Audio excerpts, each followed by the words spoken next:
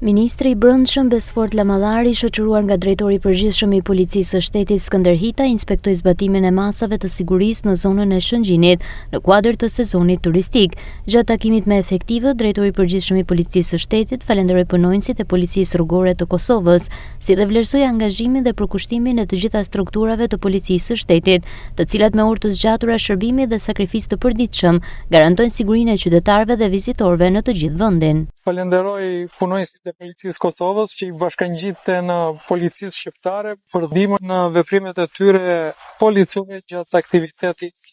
tonë. Ishte kënaqësi që t'i falenderoj ata dhe gjithë punonjësit e tjerë që me përkushtim, me sakrificë, me angazhim shërbejnë në këtë qark. Gjithë punonjësit e policisë punojnë me orë të zgjatura dhe unë e kuptoj lodhjen, vështirësinë që ata hasin ditës dhe në angazhimin e siguroj çdo qytetar, pushuesve të Kosovës, por edhe pushuesit në gjithë Shqipërinë, që